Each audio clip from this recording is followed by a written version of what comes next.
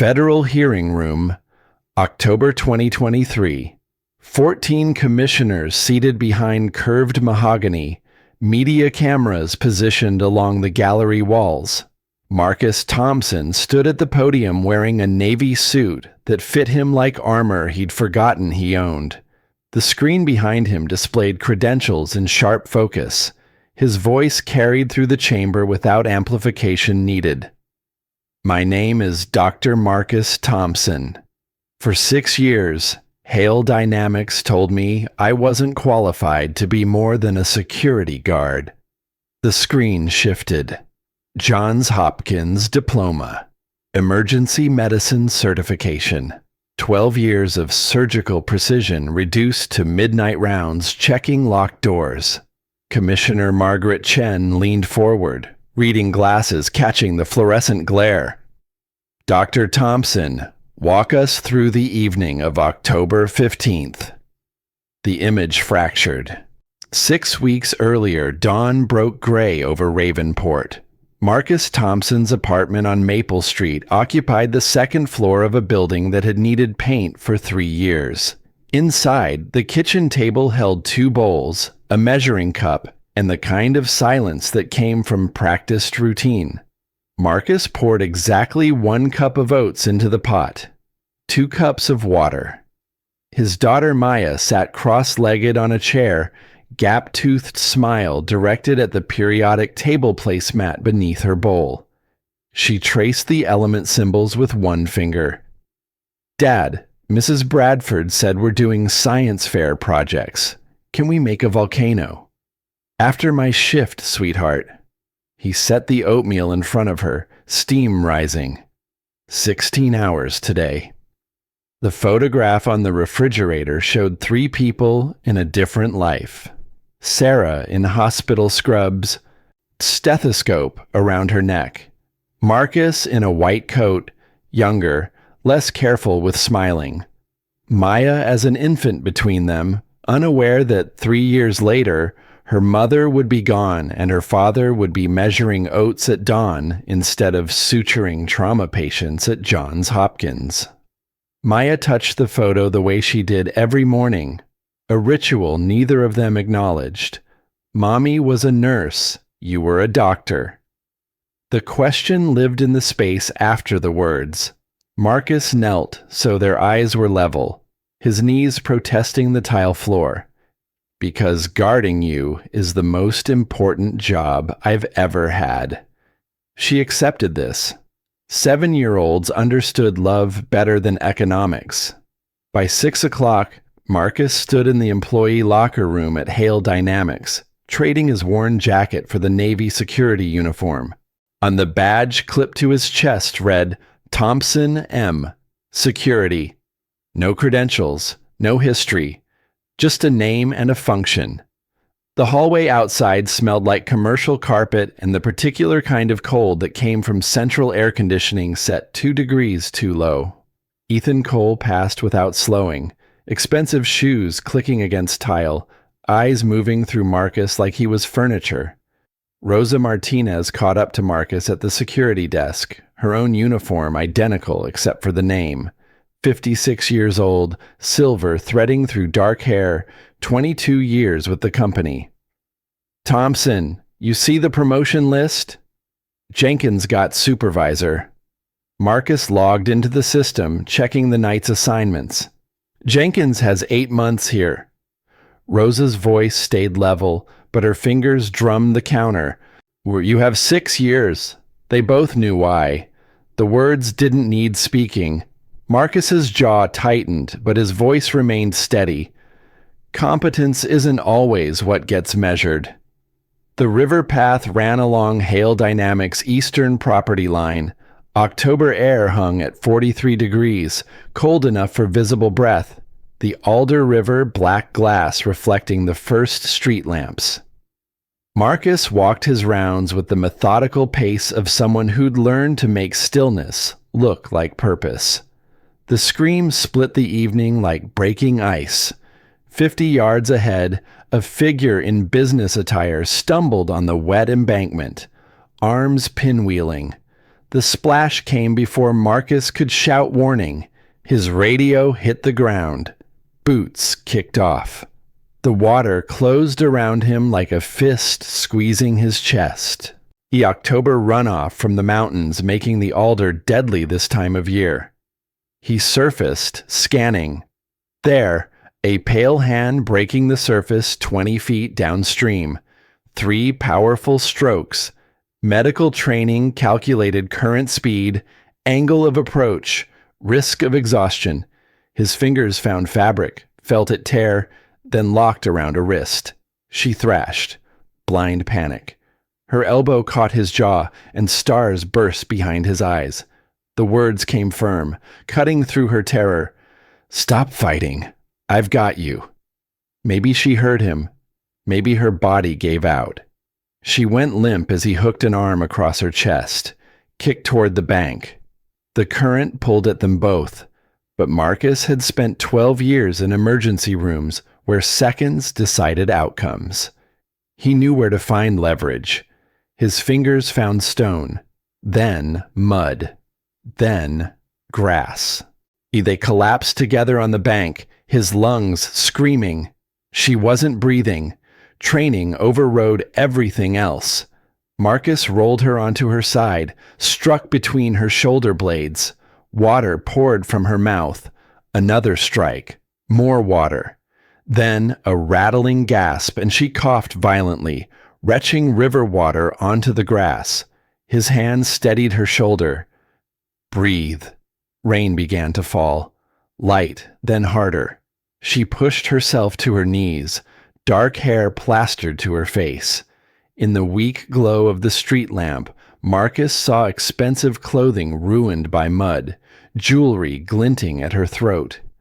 Her eyes held shock and something deeper, a kind of animal terror that had nothing to do with drowning. Her voice came out broken. People don't. She was going into shock. Marcus stripped off his flannel shirt, left only his t-shirt, draped it over her shoulders. "We need to get you warm. Hospital's 10 minutes. "No hospital." The words came fast, almost frantic. "No questions. I can't. You almost died." "I know." Her laugh was ragged. "I know." The doorman at Ravenport's tallest building recognized her immediately, despite the muddy ruins of her suit. The private elevator required a keycard. Victoria Hale, CEO. The realization settled into Marcus's awareness like cold water in his lungs. Her penthouse occupied 3 floors. Hardwood, floor-to-ceiling windows, the kind of minimalist wealth that made Marcus acutely aware of his wet socks leaving prints on pale wood.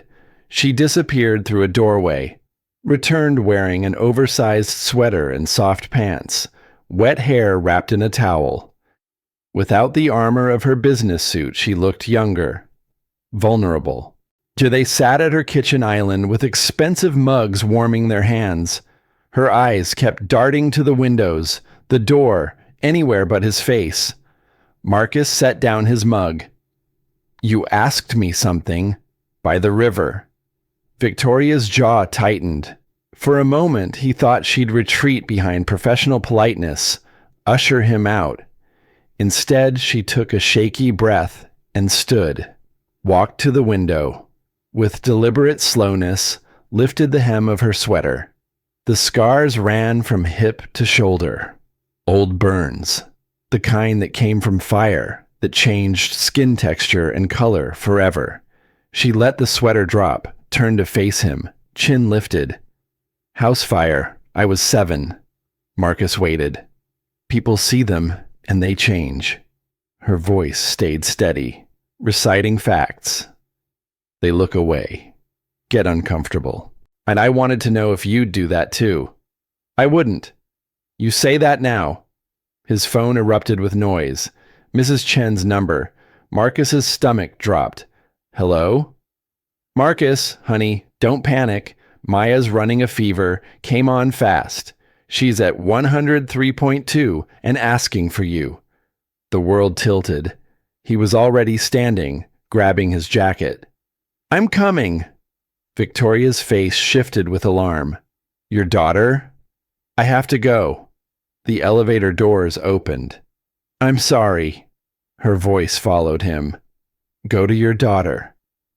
Ravenport Children's Hospital smelled like antiseptic and the particular kind of fear that came from loving someone small and fragile. Maya lay in a bed too big for her, dark curls damp with sweat, her gap-toothed smile absent. Dr. Patterson emerged with kind eyes and gray-streaked hair. "We're admitting her overnight. Her fever isn't responding to standard medication." Marcus held Maya's hand as her temperature climbed. 104.0, then 104.5. The numbers became a countdown he couldn't stop. At 3 a.m, delirious, Maya called for her mother. He held her hand tighter, tried not to fall apart. By dawn, the fever broke. Dr. Patterson delivered the news with visible relief, but Marcus felt the weight of it, the responsibility of being everything to one small person who deserved so much more. Victoria arrived at 6:30 wearing jeans and a simple sweater, clothes she never wore in public. She stood in the doorway, uncertain. "I wanted to make sure she was okay." Maya's eyes opened. She looked at Victoria with the strange clarity of sick children. "Are you the river lady?" "I am. Dad saved you." "Matter of fact." "He's good at that." They moved into the hallway. Marcus leaned against the wall, exhaustion carved into every line of his face. "High fever, possible infection. They're monitoring." Victoria's voice came quiet. "What can I do?" "Nothing. There's nothing anyone can do." She sat beside him on uncomfortable plastic chairs. The hospital woke up around them. Shift changes, breakfast carts, the steady rhythm of institutional care. Marcus's shift at Hale Dynamics started in 6 hours. He'd been awake for 23. His phone showed $340.18 in his checking account and rent due in 9 days. That night, Marcus returned to work. Rosa met him at the security desk with eyes that held something between sympathy and understanding. "Thompson, basement archives need checking. Quarterly audit." The basement smelled like old paper and neglect. Its filing cabinets lined the walls, most locked. One wasn't. Inside, a folder labeled Performance Reviews. Flagged. 73 employee files, all black workers. Marcus's hands went still as he opened his own file. Johns Hopkins, MD, listed in credentials. 12 years emergency medicine documented. Marked in red. Overqualified. Potential flight risk. The next file. Then the next. Identical qualifications to promoted white employees. All marked. Not ready for advancement. Rosa appeared in the doorway. "I've been keeping a list. 6 years, 73 names." Marcus photographed every page with shaking hands. The camera flash lit up numbers that told a story about dignity and theft and systematic erasure. Promotion denial rate: black employees 89%, white employees 12%. Average time to promotion: black 8.3 years, white 1.9 years. His medical training calculated like it was triage. Total estimated wage theft over 6 years approached $4 million. Ethan Cole's office the next morning. He stood at his window overlooking the Alder River, phone pressed to his ear. "The Thompson file? Shred it. All of them. Federal audits coming in 2 months. We need this clean." He hung up, adjusted his tie, walked out to start another day of measured cruelty disguised as corporate policy. Marcus sat in his apartment at 2 a.m, files spread across the kitchen table, Maya asleep in the next room. Sarah's photograph watching from the refrigerator. He opened his laptop and began typing. Not a complaint, not yet. First, a timeline, then evidence. Oh, and then a case built on dignity and numbers and the kind of careful documentation that turned invisible patterns into undeniable proof. Ravenport Elementary School smelled like crayons and institutional cleaning products. The science fair setup occupied the gymnasium. 32 student projects arranged on folding tables beneath fluorescent lights that hummed with electrical persistence. Maya's volcano stood on table 14. Red construction paper cone, baking soda chamber, vinegar delivery system. She'd spent 3 evenings measuring temperatures with a kitchen thermometer, documenting how heat affected reaction speed. Her notebook showed graphs in careful 7-year-old handwriting. Mrs. Bradford moved between tables with a clipboard, white hair pulled back. 57 years of teaching evident in the way she assessed projects without touching them. She stopped at table 13, where Connor Ellis displayed his volcano. Smaller, no measurements, poster board listing ingredients without analysis. The teacher's smile came automatic. Excellent work, Connor. You're clearly talented.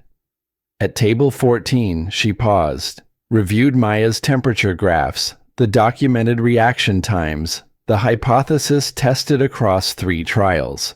Her voice shifted into something careful. Did your father help you with this? Maya looked up, confused by the question's weight. He showed me how to measure, but I built it. Well, Mrs. Bradford made a note on her clipboard. Let's make sure you can explain it yourself during judging. The implication hung in the air like chalk dust. Maya's stomach twisted with understanding she couldn't quite name. 3:30. Marcus waited outside in his truck, engine idling to keep the heat running. Maya climbed in without her usual chatter. He pulled into traffic. How was the fare, sweetheart?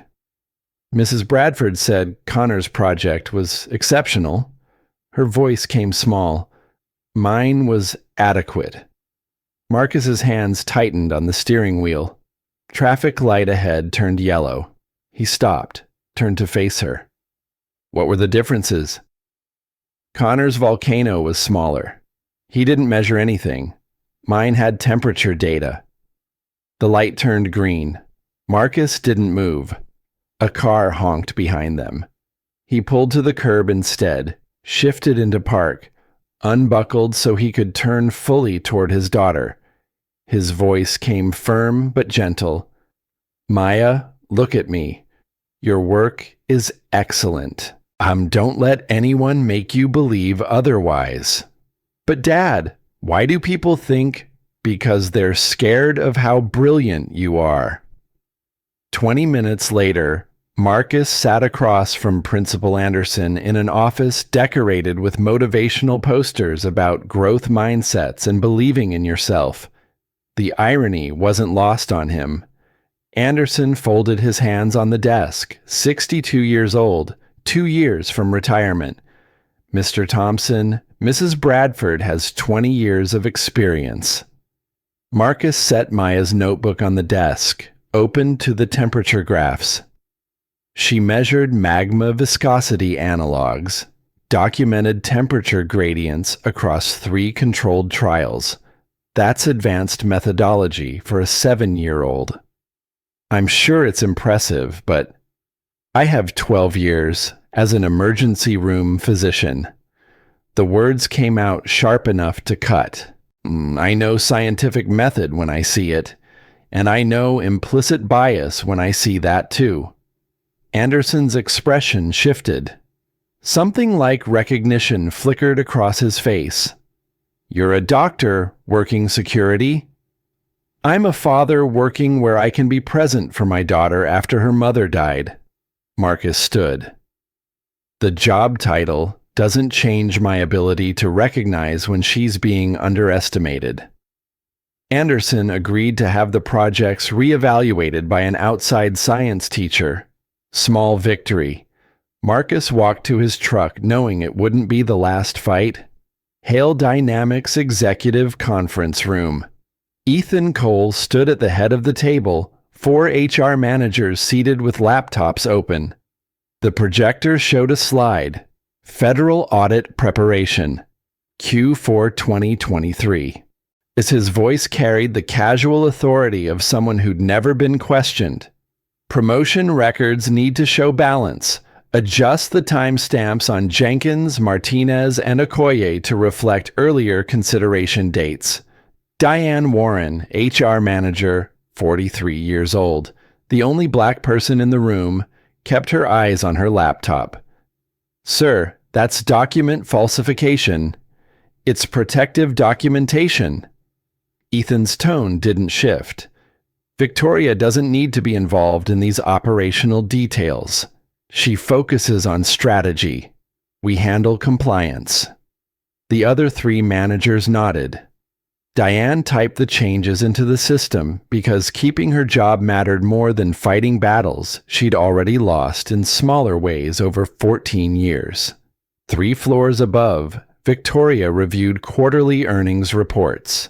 Revenue up 18%. Stock price climbing steadily. The numbers told a story about success that didn't include the basement files or the systematic erasure happening in her company's foundation. Her assistant appeared in the doorway. "The security guard who saved you is requesting a meeting." Victoria glanced up from the spreadsheet. "Marcus, what time?" "He asked for this evening, after his shift." Something in her chest tightened. She hadn't stopped thinking about him standing in her penthouse, looking at her scars without flinching, then leaving to be with his daughter. Dignity wrapped in quiet strength. She nodded. "Tell him 8 o'clock. My office." 2 weeks became a montage of evidence gathering that Marcus approached with the same methodical precision he'd once used for patient charts. Rosa's apartment. On her husband's files stacked in boxes that smelled like old paper and grief. Promotion denials spanning 18 years. Written warnings for attitude problems that meant he'd questioned why his white peers advanced while he remained frozen. Rosa's hands shook as she showed Marcus the death certificate. Heart attack, 54 years old, 3 months after his 14th promotion denial. Marcus photographed everything. His medical training recognized the pattern: chronic stress, hypertension, the way institutional racism became a comorbidity that killed as surely as any disease. Video call with Dr. Patricia Lee. She'd worked alongside Marcus at Hopkins, now spent her days as an EEOC investigator turning patterns into cases. Her face on the laptop screen showed concern. "Marcus, if this is systematic across 6 years, you're looking at Title VII violations, potentially federal. I need the documentation framework. I'll send it, but Marcus, this could take years, and they'll fight back." His eyes moved to Maya's bedroom door, closed while she slept. "I have time." Hale Dynamics Health Insurance Database. Marcus's security clearance gave him access to aggregate data, no individual names, just numbers that told their own story. Black employees' stress-related insurance claims, 340% higher than white employees in comparable roles. He opened a new spreadsheet. Column headers, employee, race, hire date, promotions denied, white peer promoted, wage difference, medical documentation. 73 rows of data. Each one a person, a family. Rent and groceries and the specific mathematics of how discrimination compounded across years. Total wage theft calculation, $4,247,000. Marcus's hands trembled as he typed, not from uncertainty, from the kind of anger that came from seeing exactly how the theft had been measured out in careful increments designed to stay invisible. 8 o'clock. Victoria's office occupied the corner of the 42nd floor, windows showing Ravenport's downtown lights like scattered stars. She dismissed her assistant, locked the door, poured 2 glasses of water because she sensed this conversation would require something steadier than wine. Marcus entered carrying a messenger bag that had seen better years. He wore his security uniform still, the badge catching light. As he set the bag on her glass desk, "I need to show you something." The spreadsheet printed across 11 pages. Victoria read with the kind of focus she usually reserved for quarterly projections. Her face drained of color by page 3. Her voice came quiet. "Ethan approved all of these? You sign off on final executive promotions, but HR handles the preliminary screening." Marcus pulled out the photographed files. This is what that screening looked like. She read the red marks. Not ready for advancement. Overqualified, flight risk. The clinical language that disguised systematic exclusion. Victoria stood, walked to the windows. Ravenport spread out below. 2,400 employees across 3 buildings, most of them unaware of the machinery grinding beneath their daily work. She turned, and he saw something crack in her expression. "I didn't know." "I believe you." His voice stayed level. "But you're responsible anyway." The truth of it hit her like physical force. She'd built her career on competence, on being the person who saw details others missed. And she'd missed this, or hadn't looked hard enough. The distinction didn't matter to the 73 people whose wages had been stolen. Her hands gripped the window ledge. "Marcus, if this becomes public, it affects 2,400 jobs. Shareholders will..." 73 families have been losing money for 6 years. He didn't raise his voice, didn't need to. Your shareholders' discomfort doesn't outweigh their rent. Victoria's jaw tightened. She wanted to argue, to find the angle that protected the company she'd built. But looking at Marcus, at the spreadsheet, at the careful documentation of systematic harm, she felt the weight of complicity settling into her bones. She sat down at her desk. "What do you need from me?" "The truth. Did you know about HR's screening practices?" "No." The word came immediately.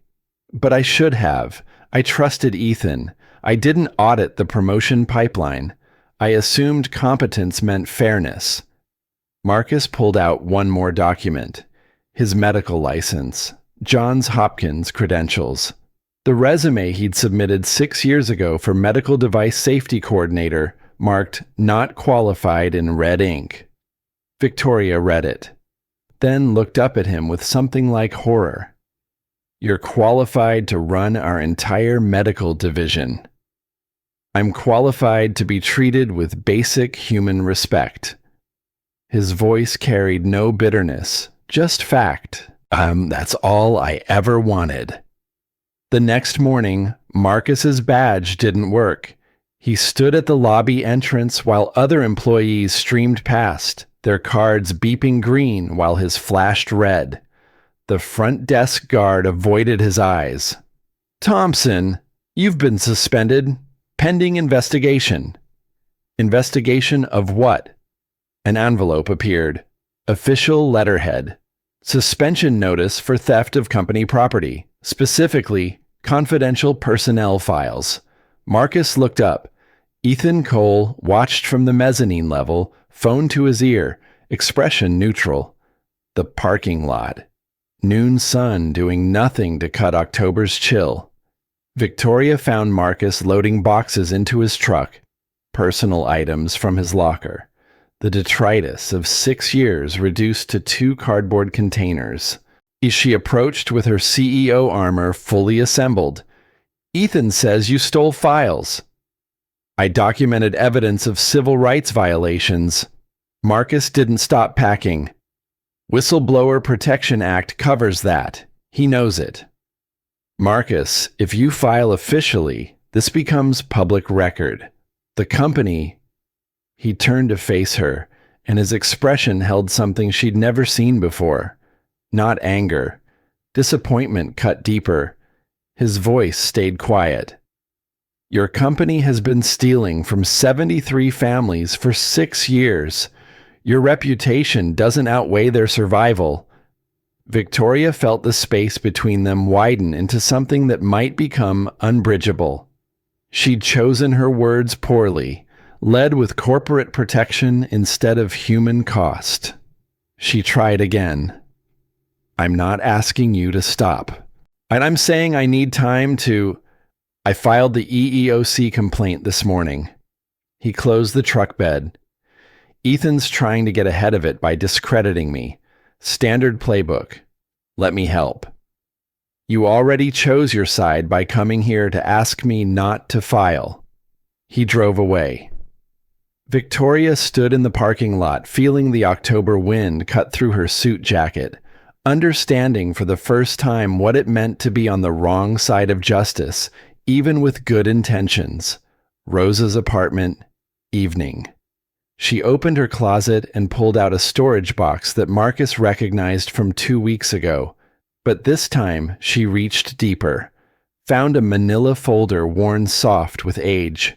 Inside, her husband's employment records, and beneath those, something else. An email chain from 2017. Subject line, Workplace Climate Assessment, Recommendations.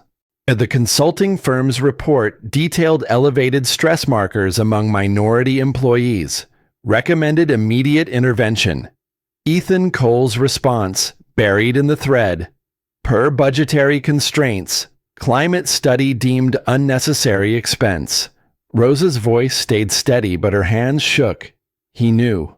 6 years ago, someone told him people were being hurt, and he buried it.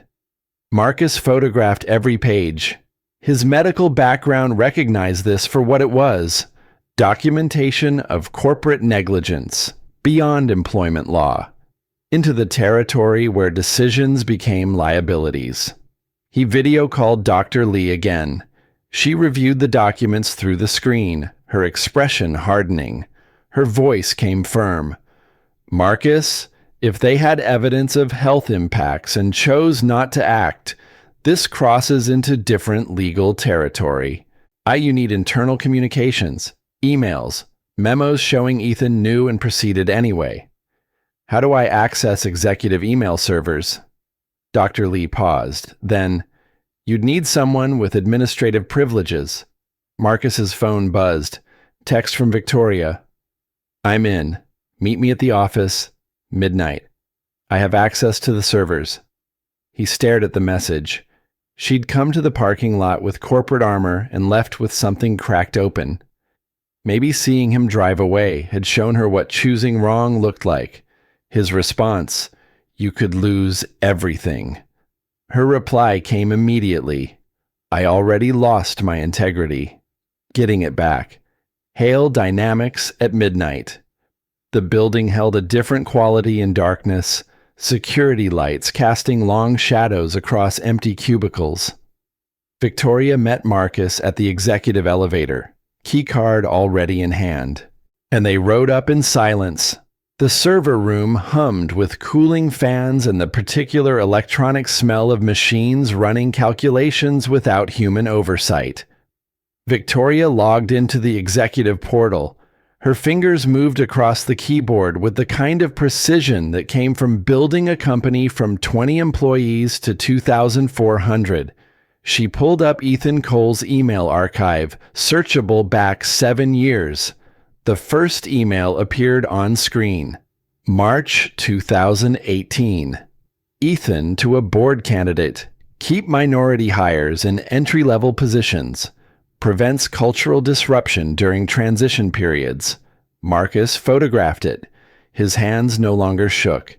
This was triage now. Documentation, evidence that would save lives even if it couldn't return the years already stolen. Victoria found more. A memo from 2020 marked internal only. Diversity initiative approved for external optics. HR to maintain current standards for advancement review. Standards. The word doing violence in its neutrality. She clicked deeper into the archive, found a spreadsheet that made Marcus's chest tighten. Every black employee with advanced degrees marked with identical notation. Flight risk. Minimize investment. Victoria's face had gone pale in the monitor's glow. This isn't just Ethan.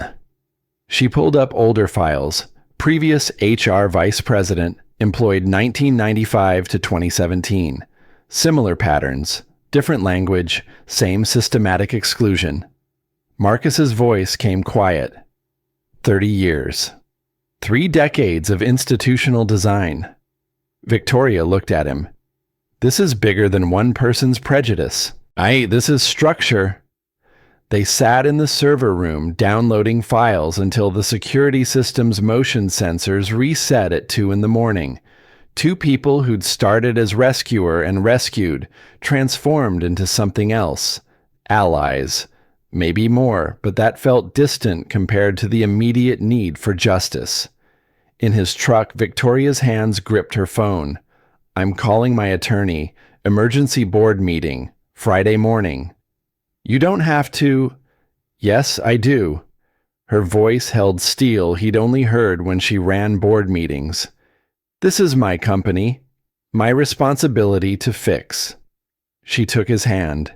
The gesture felt both intimate and professional, a joining of purpose that transcended whatever else might exist between them. Her words came soft. Thank you for trusting me enough to let me help. Thank you for being worth the trust. Dawn. Marcus sat at his kitchen table with Maya, scrambled eggs and toast between them. She ate with the focused attention of children who sense adult tension without naming it. She set down her fork. Dad, you didn't sleep. I was working on something important. Is it fixed? Not yet. Today I try really hard to fix it. Maya came around the table, wrapped her arms around his neck. Mommy always said you never give up. His throat tightened.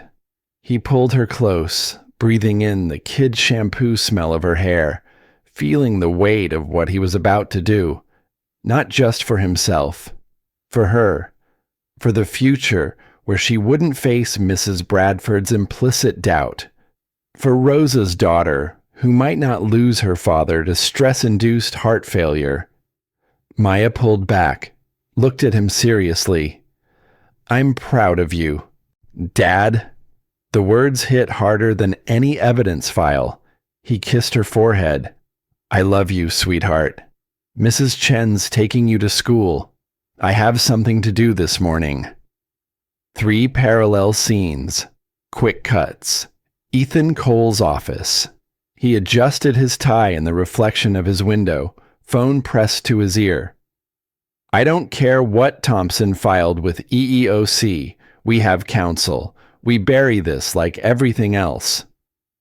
Marcus's apartment bathroom. He pulled his wedding suit from the closet, still in dry cleaning plastic from 3 years ago. It fit differently now. Shoulders broader from physical security work, waist leaner from stress and single-parent budgeting. He knotted his tie, looked at Sarah's photo on the dresser. The words came quiet, meant for her. Wish me luck. Hale Dynamics boardroom. Victoria arrived at 7:30, 90 minutes before the 9 o'clock emergency meeting she'd called. She connected her laptop to the projection system, hands trembling as she loaded the files. 16 board members would see everything in 2 hours. The screen glowed with evidence that would either save the company or destroy it. Marcus entered the lobby at 8:45, wearing that wedding suit like armor. The security guard at the desk, someone new, not Rosa, looked uncertain. His badge beeped green. Victoria had reactivated his access. He walked to the elevator, pressed 42. Ethan Cole stood on the mezzanine, watching Marcus rise toward the executive floor. His face drained of color as understanding clicked into place. The elevator doors closed. Marcus's reflection in the polished steel showed a man who'd spent 6 years invisible, were about to become impossible to ignore. The boardroom occupied the southwest corner of Hale Dynamics' executive floor. 16 chairs arranged around glass and steel, windows showing October clouds gathering over Ravenport. Board members filed in at 8:55, confusion evident in their scattered conversations about the emergency meeting's purpose. Marcus stood by the door. Ethan Cole entered last, saw him there, smirked with the confidence of someone who'd spent 30 years watching security guards become invisible. Ethan's voice carried across the room. "Victoria, why is suspended personnel—" Victoria cut him off from her position at the head of the table. "Everyone, this is Dr. Marcus Thompson. He's presenting today." The room went silent. Marcus walked to the podium as the screen behind him lit up with credentials that transformed him from furniture into threat. Johns Hopkins School of Medicine, class of 2007, emergency medicine certification, 12 years of surgical precision, current role, night security guard, Hale Dynamics. Board member Winston James, 71 years old, the only other black person in the room, leaned forward. "Why would a physician work security?" Marcus's voice stayed level. 6 years ago, I applied for medical device safety coordinator. My application was marked not ready. The position went to someone with a bachelor's degree in business administration and no medical background. The screen shifted. Chart showing 73 employees. Promotion denial rates calculated with the same precision Marcus once used for patient survival statistics. His presentation moved like rounds in an emergency room, methodical, clinical, letting data do the work, emotion couldn't. 89% of black employees denied promotion compared to 12% of white employees in identical roles. Specific example appeared on screen. James Rivera, mechanical engineer, 9 years employed, 7 promotion denials. His white peer hired the same month, promoted in 18 months. Next slide. Wage calculations. Marcus's voice remained steady as a heartbeat. Average compensation gap of $14,200 per year across comparable positions. Total wage theft over 6 years, $4,247,000. Board members shifted in their seats. One reached for water. Another's pen stopped moving across the notepad. The health impact slide hit differently. Insurance claims data showing stress-related incidents 340% higher among black employees. 2 photographs. Rosa's husband. Another man Marcus had found in the files died at 53. Marcus's professional detachment cracked just slightly. These aren't statistics. These are fathers who died before seeing their children graduate. Mothers working through hypertension because advancement stayed perpetually out of reach. Ethan stood, and beside him rose a man in an expensive suit carrying a leather briefcase. Corporate counsel summoned in the 90 minutes since the meeting was called. And the attorney's voice came smooth. "Mr. Thompson, these allegations are serious. Do you have authenticated evidence that my client—" Marcus clicked to the next slide. Ethan's email filled the screen, timestamp and metadata visible. Keep minority hires in entry-level positions. Prevents cultural disruption. Another click. The 2020 memo. Diversity initiative approved for external optics. HR to maintain current standards. The attorney's composure wavered. Ethan's face had gone the color of old paper. Marcus pulled up the spreadsheet. Every black employee with advanced degrees marked flight risk, minimize investment. Victoria stood, and her voice carried the authority of someone who'd built this company from 20 people to thousands.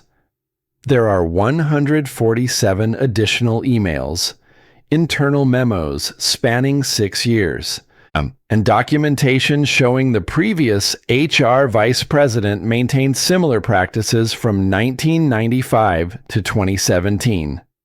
She turned to face Ethan directly. You didn't just continue discrimination, you institutionalized it.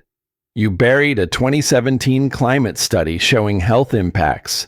You falsified promotion timestamps. You cost this company millions and destroyed 73 careers. The attorney tried again. These documents could be taken out of context. Victoria's interruption came sharp. I contacted the Department of Justice yesterday. They have forensic copies of everything. Federal investigators are already reviewing the case. Ethan's composure shattered. He turned to the board, desperation bleeding through corporate polish. She's compromised. She has a personal relationship with Thompson. Margaret Chen, board chair, 68 years old with 30 years of corporate governance experience, raised one hand for silence. Mr. Cole, your personal observations about the CEO's life are irrelevant to documentation of civil rights violations. She looked at the other board members. I move for immediate termination of Ethan Cole for cause, pending criminal investigation. Do I have a second? 3 hands rose simultaneously. The vote took 90 seconds. Unanimous. Security escorted Ethan from the building by 10:15. The board remained in session until noon, voting through measures that Victoria had prepared with her attorney during the sleepless hours after midnight. Full external audit of HR practices. $5.8 million compensation fund for affected employees. Wage theft plus damages. Mandatory oversight for 3 years. A federal cooperation agreement. Winston James stood as the meeting concluded, walked to Marcus, extended his hand. I'm ashamed this happened under my watch. Thank you for your courage. Marcus accepted the handshake. Courage isn't special. It's just refusing to accept that wrong should stay hidden. Victoria approached as the room emptied. The board approved a VP of Medical Operations position. Salary is $185,000. It's yours if you want it. Marcus looked at her. This woman who'd been drowning in more ways than one when he'd pulled her from the river, who'd chosen truth over comfort when the choice cost her sleep and reputation. His voice came quiet. This doesn't fix what happened, but it's accountability. That's more than most people get. 3 weeks became a compression of consequence and change. Local news ran the story first. Hale Dynamics CEO uncovers massive discrimination scheme. National coverage followed within hours. Headlines scrolled across screens in airports and break rooms. Tech company pays $5.8 million in discrimination settlement. Doctor turned security guard exposes corporate cover-up. Federal hearing room. The same space from 6 weeks future. Marcus at the podium answering Department of Justice questions with the same measured precision he'd used in the boardroom. Commissioner Chen. Dr. Thompson, in your assessment, did Hale Dynamics practices violate federal law? Yes. Title VII of the Civil Rights Act, 42 U.S.C. Section 1983, and corporate negligence statutes regarding documented health impacts. The footage played for 60 seconds on evening news, long enough to show justice proceeding, or brief enough to avoid the tedium of legal process.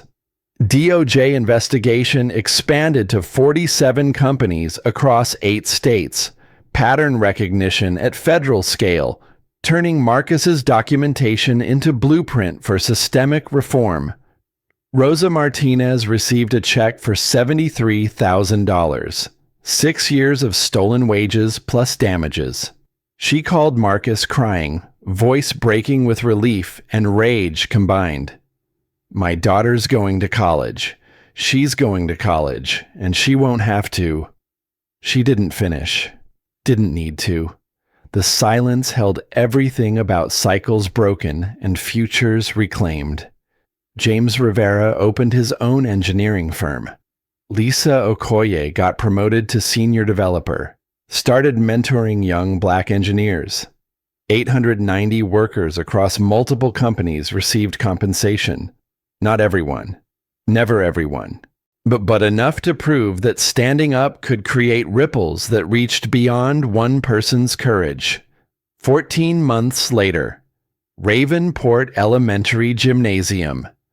The science fair occupied the same space, but Maya Thompson stood taller now at 8 years old. Gap-toothed smile replaced by permanent teeth coming in slightly crooked. Her project displayed cardiac arrhythmia detection using homemade sensors, advanced enough that 2 of the judges were examining the circuitry with visible surprise.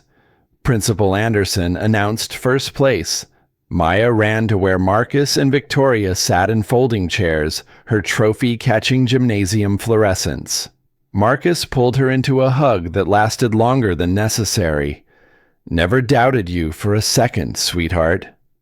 Victoria's hand found his, and the gesture felt natural now after 14 months of building something neither of them had been looking for when he jumped into cold October water. They walked the riverside path after dropping Maya at Mrs. Chen's. The Alder River ran the same black glass it had that evening. Autumn coming around again like the earth's patient insistence on cycles. Victoria stopped where the embankment sloped toward water, where she'd fallen, where everything had changed. Her voice came steady. You saved my life twice. Once from drowning. Once from being complicit in something I should have seen years earlier. Marcus looked at the water, remembering cold and panic and the choice to dive without thinking. You saved yourself the second time. I just showed you what needed saving. She turned to face him fully. A year ago, I asked if you'd stay if you saw who I really was. That was the wrong question. From her coat pocket, she pulled a small box. Inside, a simple band inscribed with a single word. Equals. Her voice didn't waver. I'm asking differently now. Not, will you stay? But will you build? A life? A family? Something neither of us can create alone. Marcus took the ring, felt its weight. Marriage after Sarah had felt impossible, like betraying memory. But this wasn't replacement. This was choosing to keep living in a way that honored what love meant. Not possession, but partnership. He slid the ring onto his finger. On one condition. What? Maya has to approve. Victoria's laugh came bright and real. I already asked her. She said, and I quote, "About time, Dad." They stood together at the river's edge as October darkness gathered. 2 people who'd learned that dignity wasn't about titles or credentials or the armor people wore to hide their scars. It was about being willing to be seen, truly seen, and staying anyway. Marcus's voice came quiet, meant for Victoria, but true for everyone who'd ever been told they weren't ready, weren't qualified, weren't enough. Dignity isn't measured by what people call you. It's measured by what you refuse to accept when they try to make you less than human. Behind them, Ravenport's lights reflected on water that had witnessed drowning and rescue and the beginning of something that would outlast both. Ahead, Maya waited at Mrs. Chen's, practicing her victory speech for tomorrow's school assembly. The future stretched out uncertain and demanding, but they'd learned that standing up when standing cost everything was just the beginning. Building something better from the rubble, that took daily choice, persistent love, the kind of courage that looked like simply showing up and refusing to let wrong stay hidden. Title cards appeared against the Riverside scene. Dr. Marcus Thompson serves on Presidential Task Force on Workplace Equity. Victoria Hale's company maintains 0 discrimination complaints, 3 consecutive years. Maya Thompson, age 9, published her first medical research paper on pediatric cardiac monitoring. 73 families rebuilt their lives. The screen faded to black. And somewhere in Ravenport, in 89 other cities, in offices and warehouses and hospitals, people who'd been told they weren't ready began to document, to speak, to stand,